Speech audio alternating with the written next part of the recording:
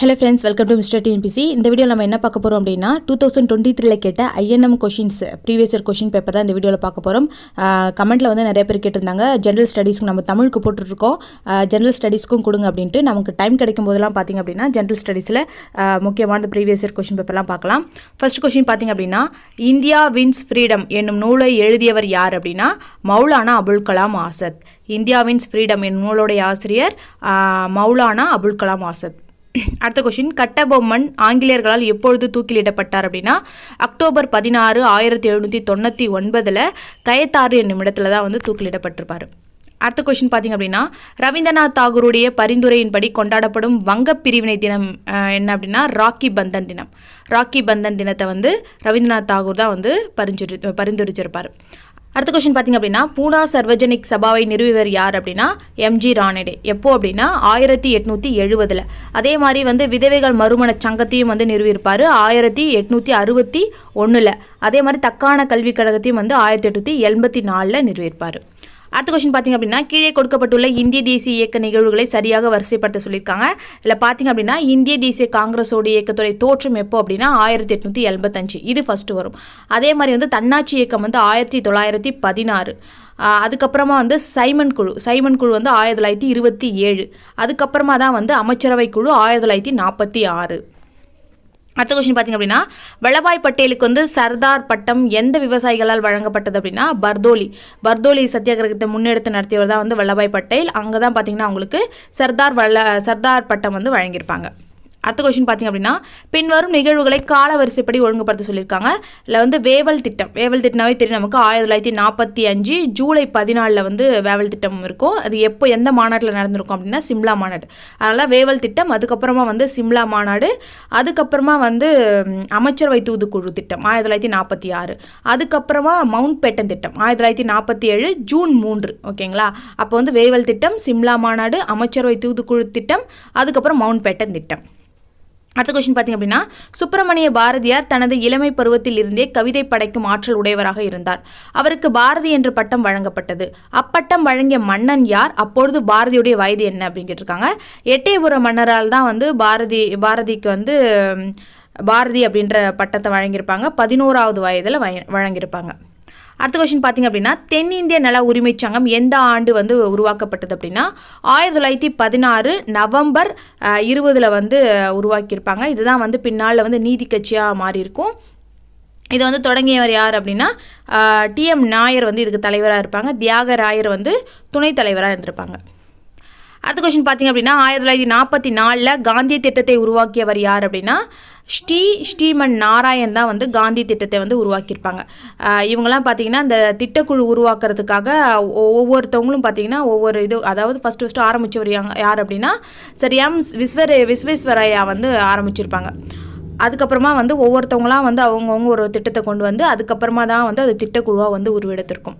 அடுத்த கொஸ்டின் பார்த்திங்க அப்படின்னா, பூர்ண சுயராஜ்யம் எப்போது வந்து அறிவிக்கப்பட்டது அப்படின்னா ஜனவரி 26, 1930. டிசம்பர் 31, 1929 தான் வந்து ராவி நதிக்கரையில் வந்து ஜவஹர்லால் நேரு அவர்கள் வந்து கொடியேற்றிருப்பாங்க. அதுக்கப்புறமா பார்த்திங்கன்னா இந்த ஜனவரி 26 வந்து பூர்ண சுயராஜ்யம் வேணும் அப்படின்னு அறிவிச்சிருப்பாங்க. இந்த நாளில் தான் பார்த்திங்க அப்படின்னா நம்மளுடைய அரசியலமைப்பு வந்து நடைமுறைக்கு வந்திருக்கும். அடுத்த கொஸ்டின் பார்த்திங்க அப்படின்னா, கீழ்காண்பவற்றில் எது வந்து இந்தியாவில் நடந்த முதல் சத்தியாகிரக இயக்கம் அப்படின்னா சம்பரான் சத்தியாகிரகம். இதை வந்து 1917 வந்து காந்தியடிகள் வந்து தொடங்கி வச்சுருப்பாங்க. விவசாயிகளுடைய அந்த இண்டிகோ பயிரிடுறதுக்கு எதிர்ப்பு தெரிவித்து இவங்க வந்து பண்ணியிருப்பாங்க. அடுத்தது பார்த்திங்கன்னா அதுக்கப்புறமா கேதா சத்தியாகிரகம் வந்து 1918 வந்து பண்ணியிருப்பாங்க. இதில் வந்து எதுக்காக அப்படின்னா அவங்களுடைய அதாவது பஞ்ச காலத்துலேயும் வந்து அவங்க வந்து வரி செலுத்தணும் அப்படின்றத எதிர்த்து வந்து அவர் வந்து போராடி இருப்பார். அதுக்கப்புறம் இதெல்லாம் தண்டி யாத்திரை, அது வேதாரண்யம் உப்பு சத்தியாகிரகம்லாம் பார்த்திங்க அப்படின்னா தண்டி யாத்திரை அப்படின்றது வந்து உப்பு சட்டத்தை மீறதுக்காக கொண்டு வந்திருப்பாங்க. அதே மாதிரி வேதாரண்யம் உப்பு சத்தியாகிரகத்தை வந்து தமிழ்நாட்டில் வந்து ராஜாஜி அவர்கள் வந்து தொடங்கியிருப்பாங்க. அடுத்த கொஸ்டின் பார்த்திங்க அப்படின்னா, காந்தியடிகளுடைய தண்டி யாத்திரை சபர்மதி ஆசிரமத்திலேருந்து எப்போது வந்து தொடங்கப்பட்டது அப்படின்னா மார்ச் 12, 1930 வந்து தொடங்கியிருப்பாங்க. அடுத்த கொஸ்டின் பார்த்திங்க அப்படின்னா, ஈவே ராமசாமி 1924 வைக்கம் என்னும் இடத்துல எதற்காக போராட்டம் மேற்கொண்டார் அப்படின்னா கோவில் கருவறைக்குள் ஈழவர்களை வந்து அனுமதிக்கிறதுக்காக தான் வந்து இந்த போராட்டம் வந்து தொடங்கும். ஏன்னா கோயிலில் வந்து அவங்களாம் வரக்கூடாது அப்படின்னு சொல்லிட்டு தடுத்திருப்பாங்க. அதுக்காக வந்து இவர் வந்து கேரளாவில் நடந்திருக்கும். கேரளாவில் இருக்கக்கூடிய வைக்கம் என்னும் இடத்துல தான் இது நடந்திருக்கும். அதனால தான் இவர் வந்து வைக்கம் வீரர் அப்படின்னு சொல்லுவோம். அடுத்த கொஸ்டின் பார்த்தீங்க அப்படின்னா 1784ஆம் ஆண்டு வங்காள ஆசிய சங்கம் நிறுவ காரணமானவர் யார் அப்படின்னா வில்லியம் ஜோன்ஸ். வங்காள ஆசிய சங்கம் நிறுவனத்துக்கு காரணமாக இருந்தவர் வந்து வில்லியம் ஜோன்ஸ். அடுத்த கொஸ்டின் பார்த்தீங்கன்னா தமிழ்நாட்டில் ஒத்துழையாமை இயக்கத்திற்கு வந்து தலைமை தாங்கி நடத்தியவர் யார் அப்படின்னா ராஜாஜி. தமிழ்நாட்டில் ஒத்துழைமை இயக்கம் வந்து ராஜாஜி தலைமையில் நடந்திருக்கும். அடுத்த கொஸ்டின் பார்த்திங்க அப்படின்னா 1927ஆம் ஆண்டு காந்தியடிகள் தமிழகத்திற்கு வருகை புரிந்த பொழுது மருத்துவர் முத்துலட்சுமி ரெட்டி அவர்கள் காந்தியடிகளை சந்தித்து தனது சமூக நலத்திட்டங்கள் பற்றி கலந்துரையாடினார். இது பற்றிய விவரத்தை வந்து காந்தியடிகள் எந்த பத்திரிகையில் வந்து வெளியிட்டார் அப்படின்னா யங் இந்தியா பார்த்திங்கன்னா அவங்களுடைய பத்திரிகை. அதே மாதிரி வந்து சுதேசமித்ரன், தி ஹிந்து அதெல்லாம் வந்து ஜி சுப்பிரமணியனுடைய பத்திரிகை. அடுத்த கொஸ்டின் பார்த்திங்க அப்படின்னா மாண்டேக் செம்ஸ்போர்ட் சீர்திருத்த சட்டத்தின்படி மெட்ராஸ் மாகாணத்தில் முதல் நேரடி தேர்தல் நடைபெற்ற ஆண்டு எப்போ அப்படின்னா 1920 தான் வந்து பார்த்திங்கன்னா முதல்ல வந்து இந்தியாவிலே வந்து தேர்தல் அப்போ தான் வந்து நடந்திருக்கும். அதில் தான் பார்த்திங்கன்னா நீதி கட்சி வந்து வெற்றி பெற்றிருக்கும். அடுத்த கொஸ்டின் பார்த்திங்க அப்படின்னா எப்போது ஈவே ராமசுவாமி பெரியார் சுயமரியாதை இயக்கத்தினை வந்து தொடங்கினாங்க அப்படின்னா அவர் வந்து சுயமரியாதை இயக்கத்தை வந்து 1925 தொடங்கியிருப்பார். அதாவது இது வந்து 1926 வந்து ஸ்டார்ட் பண்ணியிருப்பாங்க. அடுத்த கொஸ்டின் பார்த்திங்க அப்படின்னா பக்தி இயக்கம் மக்கள் இயக்கமாக இவரால் வந்து ஆக்கப்பட்டது யார் அப்படின்னா திருஞான சம்பந்தரால் தான் வந்து பக்தி இயக்கம் வந்து மக்கள் இயக்கமாக மாற்றப்பட்டிருக்கும். அடுத்த கொஸ்டின் பார்த்திங்க அப்படின்னா நீல் தர்பான் என்ற இண்டிகோ தோட்டக்காரர்களுடைய எதிர்ப்பை சித்தரிக்கும் நூலை எழுதியவர் யார் அப்படின்னா தீன்பந்த் மித்ரா. நீல் தர்பன் என்ற நூலை வந்து எழுதியவர் யார் அப்படின்னா தீனபந்து மித்ரா. எதுக்காக அப்படின்னா இண்டிகோ தோட்டக்காரர்களுடைய எதிர்ப்பை சித்தரிக்கக்கூடிய நூலாக இருக்கும் அது. அடுத்த கொஸ்டின் பார்த்திங்க அப்படின்னா வந்து அதாவது வலியுறுத்தலில் பார்த்திங்கன்னா வேலுநாச்சியார் இந்தியாவின் ஜோன் ஆஃப் ஆர்க் என்று அழைக்கப்படுகிறார். இது வந்து சரி. அதுக்கான காரணம் வந்து அவர் மிக சிறந்த வீரமிக்கவராக ஆங்கில அரசுக்கு எதிராக போரிட்டார் அப்படின்னு சொல்கிறாங்க. இது ரெண்டுமே சரி. அப்போ வந்து அண்ட் ஆர் ரெண்டுமே வந்து சரி. இதுக்கான சரியான விளக்கம் அப்படின்னு சொல்லியிருக்காங்க.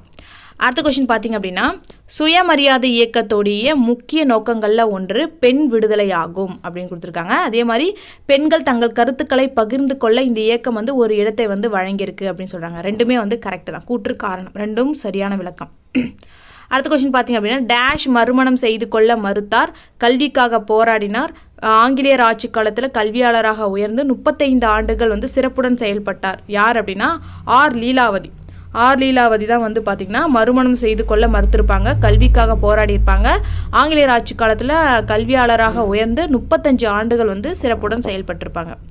அடுத்த கொஸ்டின் பார்த்திங்க அப்படின்னா டேஷ் என்பது ஒரு வகை சமூக இயக்கமாகும். இது வந்து கல்வி, ஆரோக்கியம் போன்ற சமூக நிலைகளை படிப்படியாக மாற்றுவதையும் மேம்படுத்துவதையும் நோக்கமாக கொண்டிருக்கு. என்னது அப்படின்னா சீர்திருத்த இயக்கம் தான் வந்து அது ஒரு வகை வந்து சமூக இயக்கமாகும்.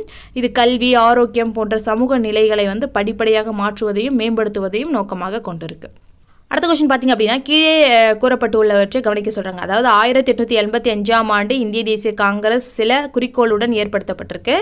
இதில் பார்த்திங்க அப்படின்னா கால வரிசையில் எது சரியாக இருக்குது அப்படின்னு கேட்டிருக்காங்க. இதில் பார்த்திங்க அப்படின்னா இந்திய தேசியத்தை பரப்பணும், அதுக்கப்புறமா இந்தியாவுக்கும் இங்கிலாந்திற்கும் இடையே வந்து நெருங்கின தொடர்பை ஏற்படுத்தி கொள்ளணும், அதுக்கப்புறமா வந்து நேர்மறையான துன்புறுத்தக்கூடிய சட்டத்தை நீக்கணும், கல்வி கற்ற மக்களிடையே அதிருப்தியை கலைக்கணும். இது எல்லாமே ஆர்டராகவே இருக்குது. அப்போ 1, 2, 3, 4 அதான் வந்து கரெக்டான காலவரிசை. அடுத்த கொஸ்டின் பார்த்திங்க அப்படின்னா இந்திய தேசிய காங்கிரஸோடைய முதல் மாநாடு பூனாவிலிருந்து பம்பாய்க்கு மாற்றப்பட்டது தொடர்பாக பின்வரும் காரணங்களில் சரியானது எது அப்படின்னு கேட்டிருக்காங்க. பூனா வந்து காலரா நோயினால் வந்து பாதிக்கப்பட்டிருந்துச்சு. ஓகேங்களா? அதனால தான் பார்த்திங்க அப்படின்னா பூனாவிலிருந்து பம்பாய்க்கு வந்து இந்திய தேசிய காங்கிரஸோடைய முதல் மாநாடை மாற்றிருப்பாங்க. அடுத்த கொஸ்டின் பார்த்திங்க அப்படின்னா பின்வருவனவற்றில் சரியான பொருத்தத்தை தேர்ந்தெடுக்க சொல்லியிருக்காங்க. இதில் வந்து நானா சாஹிப் அப்படின்றது வந்து ஜென்ரல் ஹென்ரி ஹேவ்லாக் அதாவது பார்த்திங்க அப்படின்னா இவங்களை அடக்கியிருப்பாங்க. இந்த ஆங்கிலேயர் பார்த்திங்க அப்படின்னா கலகம் செஞ்ச நானா சாஹிப்பை வந்து அடக்கியிருப்பாங்க. அதே மாதிரி ராணி லக்ஷ்மிபாயை வந்து அடக்கினவங்க யார் அப்படின்னா சர் ஹுக் ரோஸ் அப்படின்றவங்க. அதே மாதிரி தாந்தியா தோப்பு வந்து ஜென்ரல் வில்லியம் கொடுத்துருக்காங்க. இது வராது. தாந்தியா தோப்புக்கு வந்து பார்த்திங்க அப்படின்னா ஜென்ரல் ஹெக்ரோஸ் வந்து பார்த்திங்க அப்படின்னா அந்த கழகத்தை அடக்கியிருப்பாங்க. அடுத்தது வந்து கன்வர்சிங் அப்படின்னு பார்க்கும்போது அவங்களுக்கு வந்து பார்த்திங்கன்னா ஜென்ரல் ஆக்டன் கொடுத்துருக்காங்க. இது வராது. வில்லியம் டைலர் தான் வந்து கழகத்தை வந்து அடக்கியிருப்பாங்க. அப்போ வந்து 1, 2 மட்டும்தான் சரி, 3, 4 வந்து தப்பு. அடுத்த கொஸ்டின் பார்த்திங்க அப்படின்னா பகுத்தறிவு மற்றும் தேசிய சிந்தனைகளை பரப்புரை செய்ய 1912ஆம் ஆண்டு அல் ஹிலால் பத்திரிகையை வந்து ஆரம்பித்தவர் யார் அப்படின்னா அல் ஹிலால் என்ற பத்திரிகை ஆரம்பித்தவர் வந்து மௌலானா அபுல் கலாம் ஆசாத். அடுத்த கொஸ்டின் பார்த்தீங்கன்னா ராஸ்ட் கோப்தார் என்பது பம்பாயில் இயங்கிய ஒரு ஆங்கிலேய குஜராத்தி செய்தித்தாள். இது வந்து தாதாபாய் நவ்ரோஜியால் கிபி 1854 தொடங்கப்பட்டது. இந்த ராஸ்ட் கோப்தார் அப்படின்னா என்ன அப்படின்னா உண்மையை கூறுபவர் அப்படின்னு அர்த்தம். ராஸ்ட் கோப்தார் அப்படின்னா உண்மையை கூறுபவர். அடுத்தது பின்வருவனர்களில் எவர் வந்து 1897 நடந்த இந்திய தேசிய காங்கிரஸுடைய அமராவதி கூட்டத்தை 3 நாட்கள் தமாஷா என்று வர்ணனை செய்தவர் அப்படின்னா அஸ்வினி குமார் தத். அஸ்வினி குமார் தத் தான் வந்து பார்த்திங்க அப்படின்னா 1897 நடந்த இந்திய தேசிய காங்கிரஸுடைய அமராவதி கூட்டத்தை 3 நாட்கள் தமாஷா என்று வர்ணனை செஞ்சுருப்பாங்க. அடுத்த கொஸ்டின் பார்த்திங்க அப்படின்னா அனைத்து வங்காள சட்டமறுப்பு குழுவை வந்து உருவாக்கியவர் யார் அப்படின்னா ஜேஎம் சென்குப்தா தான் வந்து பார்த்திங்கன்னா அனைத்து வங்காள சட்டமறுப்பு குழுவை வந்து உருவாக்கியிருப்பாங்க. அடுத்த கொஸ்டின் சுதேசி நீராவி கப்பல் கழகத்தின் பெரிய பங்குதாரர்களாக இருந்தவர்கள் யார் அப்படின்னா பாண்டிதுரையும் ஹாஜி பக்கீர் அவர்களும். அடுத்து பார்த்திங்கன்னா பின்வருவனவற்றுள் எது வந்து சரியாக பொருத்தப்பட்டிருக்கு அப்படின்னா மேஜர் பானர்மேன் வந்து பாஞ்சாலங்குறிச்சியை வந்து முற்றுகையிட்டிருப்பாங்க. இது வந்து கரெக்டு. கர்னல் அக்னியூ மற்றும் இன்னஸ் அவங்க 2 பேரும் பார்த்திங்கன்னா மருது சகோதரர்கள் வந்து அடக்கியிருப்பாங்க. இதுவுமே கரெக்டு. கர்னல் ஹெரான் அப்படின்றவங்க வந்து புலிதேவரை வந்து அடக்கியிருப்பாங்க. இது வந்து கரெக்டு. தலைமை தளபதி சர்ஜான் கிரடாக் வந்து பார்த்திங்க அப்படின்னா வேலூர் கழகம் 1806 வந்து அதுக்கு வந்து தலைமையேற்றுருப்பாங்க. அப்போ வந்து பார்த்திங்க அப்படின்னா எல்லாமே சரிதான். அடுத்த கொஸ்டின் பார்த்திங்கன்னா சரியான குற்றை தேர்ந்தெடுக்க சொல்லுங்கள். இந்திய தேசிய காங்கிரஸுடைய முக்கிய நோக்கங்களும் கோரிக்கைகளும். அரசில் இந்திய பிரதிநிதிகள் இடம்பெற வேண்டும் அப்படின்றது இது வந்து கரெக்டு. அதோடைய நோக்கம் பார்த்திங்கன்னா இது கரெக்டு. நாட்டில் தேசிய ஒற்றுமை உணர்வை ஊக்குவிக்கணும். இதுவுமே கரெக்டு. நாட்டில் பொது கருத்தை ஒழுங்கமைக்கவும் பயிற்றுவிக்கவும். அப்போ வந்து 3மே வந்து சரி. இந்த இந்திய தேசிய காங்கிரஸுடைய முக்கிய நோக்கம் கோரிக்கை என்ன அப்படின்னா அரசில் வந்து இந்திய பிரதிநிதிகள் இடம்பெறணும். அதே மாதிரி நாட்டில் தேசிய ஒற்றுமை உணர்வை ஊக்குவிக்கணும். நாட்டில் பொது கருத்தை ஒழுங்கமைக்கவும் பயிற்றுவிக்கவும் அப்படின்னு அதுக்காக தான் வந்து தொடங்கியிருப்பாங்க. அடுத்த கொஸ்டின் பார்த்திங்க அப்படின்னா சுதேசி கூற்று காரணம் கொடுத்துருக்காங்க. சுதேசி நீராவி கப்பலின் பங்காகிய நாடுகளுக்கு மட்டும் விற்பனை செய்யப்பட்டது. அதுக்கான காரணம் வந்து பார்த்திங்க அப்படின்னா அரவிந்த் கோஷ் சுதேசி முயற்சிகளை பாராட்டி கம்பெனியின் பங்குகள் விற்பனைக்கு உதவினார். இது வந்து 2மே சரிதான். ஆனால் வந்து பார்த்திங்கன்னா கூற்றுக்கான சரியான காரணம் இவர் வந்து பார்த்திங்க அப்படின்னா சுதேசி நீராவி கப்பலுடைய பங்கு வந்து நாடுகளுக்கு மட்டும்தான் நம்மளுடைய நாடுகளுக்கு மட்டும்தான் வந்து விற்பனை செய்யப்பட்டது. இது வந்து கரெக்ட் தான். அதே மாதிரி அரவிந்த் கோஷ் வந்து சுதேசி முயற்சிகளை வந்து பாராட்டி கம்பெனியுடைய பங்குகளை வந்து விற்பனைக்கு உதவியிருப்பார். இது கரெக்ட். ஆனால் இந்த கூற்றுக்கான சரியான காரணம் இது கிடையாது.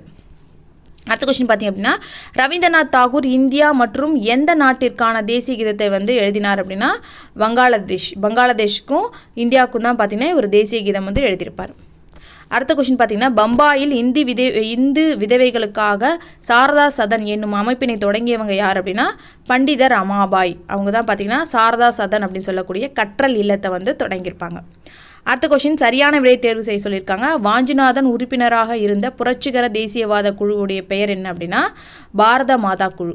வாஞ்சிநாதன் உறுப்பினராக இருந்த இந்த புரட்சிகர தேசியவாத குழுவுடைய பெயர் என்ன அப்படின்னா பாரத மாதா குழு. இவருக்கு வந்து பயிற்சி அளித்தவர் யார் அப்படின்னா வாவே சுப்பிரமணியம், அதாவது துப்பாக்கி பயிற்சி அளித்தவர்.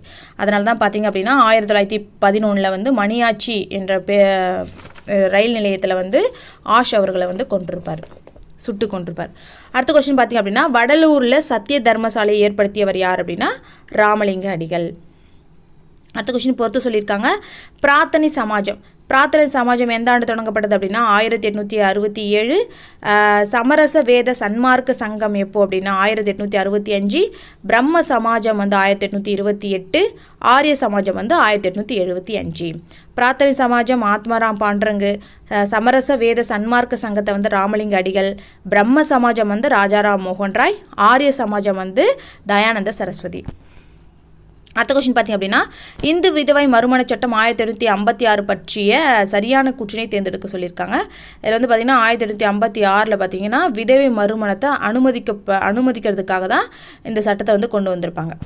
அடுத்த கொஸ்டின் பார்த்திங்க அப்படின்னா அஹாபில மடம் எந்த இடத்துல உருவாக்கப்பட்டது அப்படின்னா ஸ்ரீரங்கத்தில் வந்து அஹாபிலா மடம் வந்து உருவாக்கியிருப்பாங்க.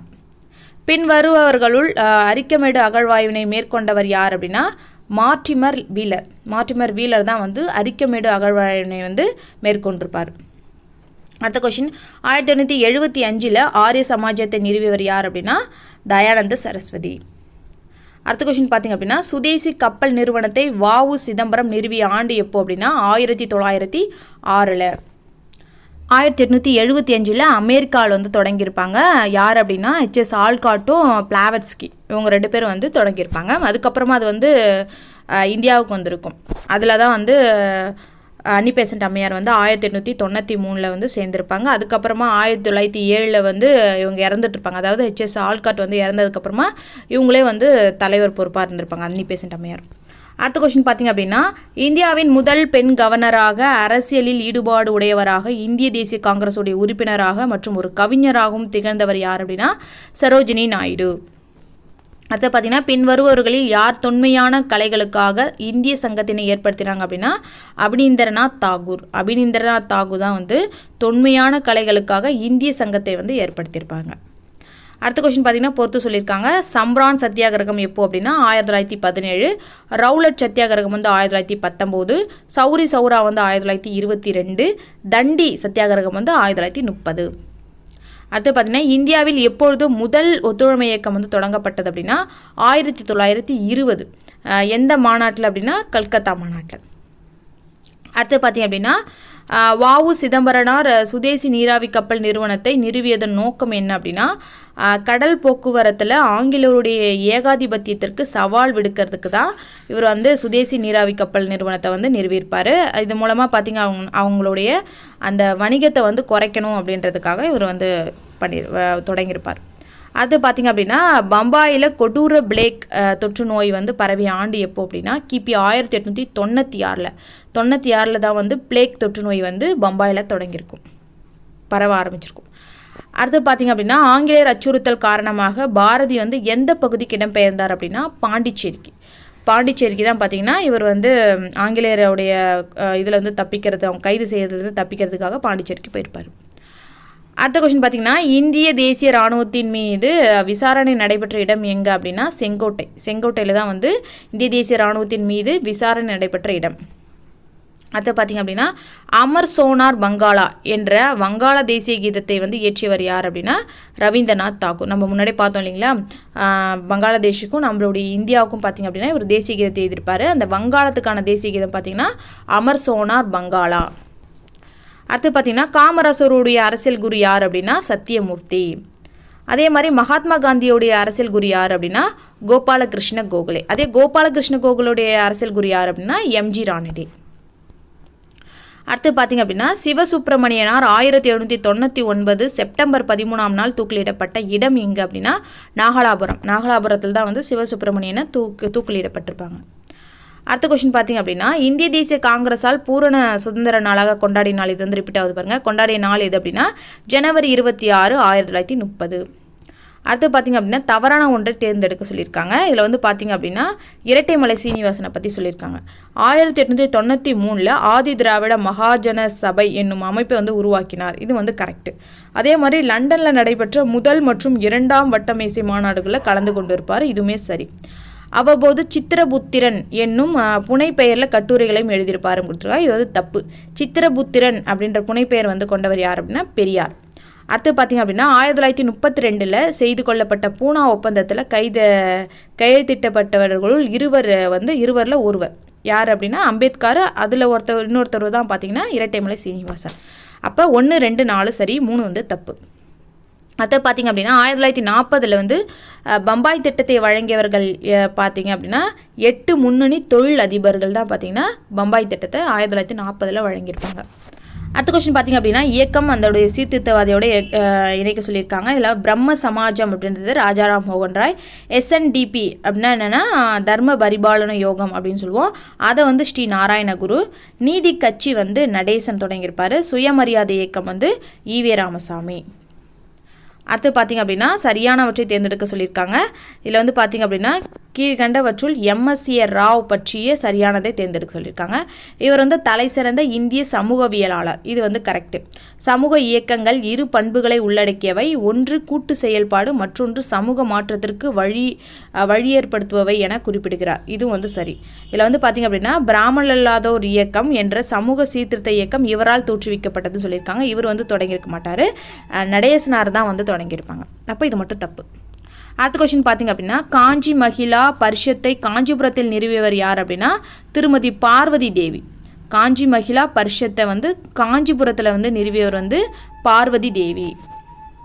அடுத்தது பார்த்திங்கன்னா கீழ்காண்பவற்றுள் பழனி சதியாலோசனையோடு தொடர்பில்லா நிகழ்வு எது அப்படின்னு கேட்டிருக்காங்க. இதில் வந்து பார்த்திங்கன்னா புரட்சியாளர்கள் கோயம்புத்தூரை தாக்க தீர்மானித்தனர். இது வந்து சரி. கர்னல் கே மகளிஸ்டர் போர்ப்படை தாக்குதலை தொடங்கினார். இது வந்து கரெக்டு. அதே மாதிரி ஜாகான் குதிரைப்படைக்கு தலைமை தாங்கியிருப்பாங்க. இதுவும் வந்து கரெக்டு. இதில் வந்து பார்த்திங்க அப்படின்னா பழனி சதியாலோசனையில் ராணி லட்சுமி பாயோடைய குதிரைப்படை பங்கு பெற்றது அப்படின்னு சொல்லியிருக்காங்க. இது வந்து தப்பு. இது வந்து பார்த்துக்கோங்க. அது வந்து பழனி சதியாலோசனையோடு தொடர்பில்லாத நிகழ்வு. தொடர்புடையது என்னென்னு பார்த்துக்கோங்க. அடுத்த கொஸ்டின் பார்த்திங்க அப்படின்னா 1946 இந்திய தேசிய காங்கிரஸ் கட்சியிடம் அதிகாரம் தரப்படுமேயானால் அதன் விளைவு வங்காளத்தில் பூர்ண சுதந்திரம் அறிவிப்பது மட்டுமின்றி ஒரு இணையான அரசாங்கம் அமைக்கப்படும் என்று யார் கூறினாங்க அப்படின்னா சக்கரவர்த்தி. அடுத்த கொஸ்டின் பார்த்திங்க அப்படின்னா மேற்கு மற்றும் கிழக்கிந்திய தத்துவ கலப்பை எடுத்துரைத்த இந்திய சமூக சீர்திருத்தவாதி யார் அப்படின்னா ராஜாராம் மோகன் ராய். அடுத்த கொஸ்டின் எந்த கூற்றுகள் வந்து அயோத்திதாச பண்டிதர் பற்றி சரியானது அப்படின்னா இவர் வந்து ஆதி திராவிட மாகாண சபையை உருவாக்கினாங்க சொல்லியிருக்காங்க. இது வந்து தப்பு. இது வந்து யார் உருவாக்கியிருப்பாங்க? இரட்டைமலை சீனிவாசன். அவர் வந்து சாக்கிய பௌத்த சமூகம் என்ற அமைப்பை உருவாக்கினாங்க சொல்லுங்க. இது வந்து கரெக்டு தான். அவர் வந்து தீண்டத்தகாதோர் ஊழியர் சங்கத்தில் சேர்ந்தார் அப்படின்னு போட்டிருக்காங்க. இது வந்து தப்பு. அதே மாதிரி அவர் வந்து ஒரு பைசா தமிழ் என்ற செய்தித்தாளை வெளியிட்டாங்க. இது வந்து கரெக்ட். 1907 வந்து வெளியிட்டிருப்பாங்க. அப்போ வந்து 2, 4 வந்து சரி, 1, 3 தவறு. அடுத்து பார்த்திங்க அப்படின்னா இந்த நிலையில்தான் முஸ்லிம்கள் மற்றும் முஸ்லிம் கலாச்சாரம், இந்துக்கள், இந்து மதம் மற்றும் இந்து கலாச்சாரம் ஒடுக்கப்பட்டு அழிக்கப்படும் அபாயத்தில் இருப்பதாக வகுப்புவாதிகள் அறிவித்தனர். முஸ்லிம் மற்றும் இந்து வகுப்புவாதிகள் இருவரும் பரஸ்பர விரோதமான, நிரந்தரமான மற்றும் தீர்க்க முடியாத தனித்தனி தேசங்களை அமைத்தனர் என்ற கோட்பாட்டை இந்த கட்டத்தில் தான் முன்வைத்தனர். 1937க்கு பிறகு முஸ்லிம் லீக், இந்து மகாசபா மற்றும் ராஷ்ட்ரிய ஸ்வயம் சேவக் சங்கம் ஆகியவை தீவிர அல்லது பாசிச வகுப்புவாதத்தை நோக்கி பெருகிய முறையில் சாய்ந்தன. எப்படி கேட்டிருக்காங்க பாருங்க கொஷின். பின்வருவற்றில் எது பத்தியில் சிறப்பாக குறிப்பிடப்பட்டிருக்கு அப்படின்னு கேட்டிருக்காங்க. முஸ்லீம் லீக், இந்து மகாசபா மற்றும் ராஷ்ட்ரிய ஸ்வயம் சேவக் சங்கம் ஆகியவை பாசிச வகுப்புவாதத்திற்கு காரணமாக இருந்துச்சு. இதுதான் வந்து சொல்லணும். அடுத்து பார்த்திங்க அப்படின்னா எந்த பழங்குடியின மக்களுடைய கிளர்ச்சி உல்குலான் என்று அறியப்படுகிறது அப்படின்னா முண்டா கிளர்ச்சி. முண்டா கிளர்ச்சி தான் வந்து பிர்சா முண்டா வந்து இது பண்ணியிருப்பாங்க. அந்த முண்டா கிளர்ச்சி பார்த்திங்க அப்படின்னா உல்குலான் அப்படின்னு அறியப்படுது. அதை பார்த்திங்கன்னா 1946ஆம் ஆண்டு பிரிட்டிஷ் அமைச்சரவை குழுவிற்கு யார் வந்து தலைமையேற்றாங்க அப்படின்னா பெத்திக் லாரன்ஸ் தலைமையில் வந்து மூன்று பேர் வந்து இந்த குழுவில் இடம்பெற்றிருப்பாங்க. பெத்திக் லாரன்ஸ் வந்து அதில் தலைமையேற்றிருப்பார். மீதி 2 பேர் யார் அப்படின்னா ஸ்டாபோர்ட் கிரிப்ஸும் ஏவி அலெக்சாண்டர், இவங்க 2 பேரும் வந்து இருப்பாங்க. அடுத்த கொஸ்டின் பார்த்தீங்கன்னா 1923 இளம் வயதில் இந்திய தேசிய காங்கிரஸுடைய தலைவராக தேர்ந்தெடுக்கப்பட்ட நபருடைய பெயர் என்ன அப்படின்னா அபுல் கலாம் ஆசாத். 1923 இவர் வந்து இந்திய தேசிய காங்கிரஸுடைய தலைவராக இருந்திருப்பார், அபுல் கலாம் ஆசாத். அடுத்து பார்த்திங்க அப்படின்னா ஜெர்மானிய நாட்டு யூ வகை நீர்மூழ்கி கப்பலில் தெற்கு மடகாஸ்கருக்கு சென்றடைந்த ரகசிய கடற்பயணத்தில் சுபாஷ் சந்திர போஸுடன் பயணித்தவர் யார் அப்படின்னா ஆபித் ஹுசைன். எப்படி கேட்டிருக்காங்க பாருங்க. ஆபித் ஹுசைன் பார்த்தீங்கன்னா இவர் கூட வந்து சுபாஷ் சந்திர போஸ் கூட வந்து பயணிச்சிருப்பாராம் ஆபித் ஹுசைன். அடுத்து பார்த்தீங்கன்னா சமூகத்தில் கடுமையான தாக்கத்தை ஏற்படுத்திய வரலாற்று நிகழ்வான காந்தி ஜின்னா பேச்சுவார்த்தை பற்றிய காந்தியின் நேர்காணலை பின்வரும் எந்த பத்திரிகை வெளியிட்டிருக்கு அப்படின்னா நியூஸ் குரோனிக்கல் என்ற பத்திரிகை லண்டனில் இருக்குது. ஜூலை 4, 1944. அடுத்து பார்த்திங்க அப்படின்னா முதலில் நாம் இந்தியர்கள், அதற்கு பிறகுதான் இந்துக்கள் அல்லது அதற்கு பிறகுதான் முகமதியர்கள் என்று ஒரு சிலர் கூறுவது என்னால் ஏற்க முடியவில்லை. எனக்கு அதில் திருப்தியும் இல்லை. எல்லோருமே முதலில் இந்தியர்கள் மற்றும் இறுதி வரை இந்தியர்களை தவிர வேறொன்றும் இல்லை என்றிருக்க நான் விரும்புகிறேன் என்று கூறியவர் யார் அப்படின்னா B.R. அம்பேத்கர்.